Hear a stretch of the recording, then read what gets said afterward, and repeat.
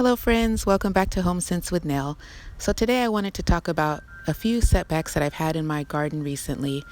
As you know, I use some 99-cent store waste baskets to protect my precious vegetables from little critters eating them at night.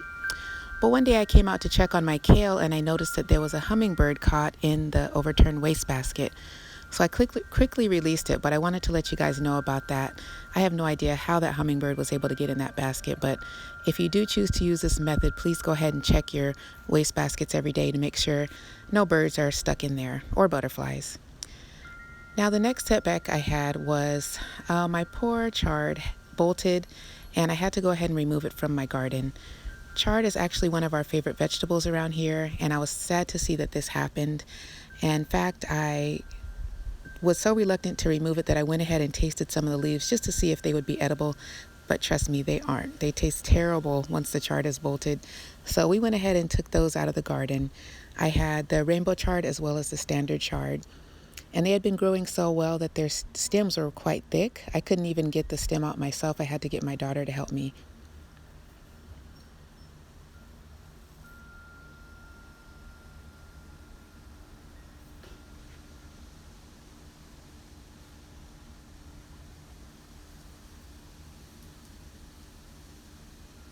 The stem was quite woody and a couple of inches thick, so she had to use two hands with the snipper tool to get it cut down. And afterwards we took the entire stalk and chopped it up and threw it in our compost bin so it didn't go completely to waste. And I'm doing a little experiment to see if it'll grow back from that chopped stem and taste just as good as it did a few months ago. We'll see.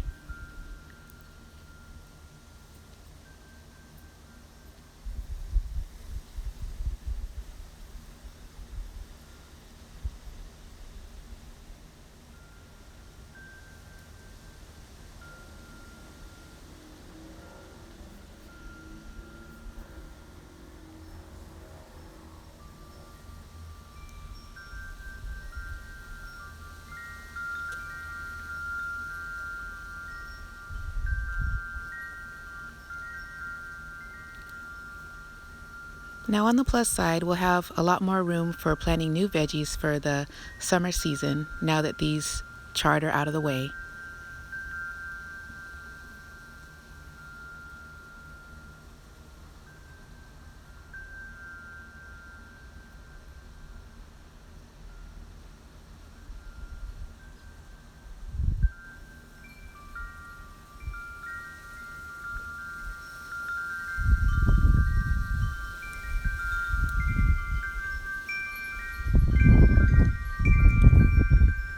And finally, guys, we noticed that our green onion patch, which is growing simply from the white bottoms of green onions that we purchased at the store, well, we noticed that some of the growth was getting kind of woody.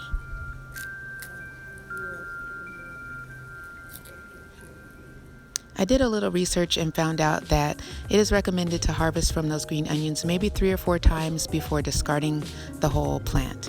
So what we went ahead and took out the older plants just so that we can have fresh and tender green onions to harvest whenever we need them.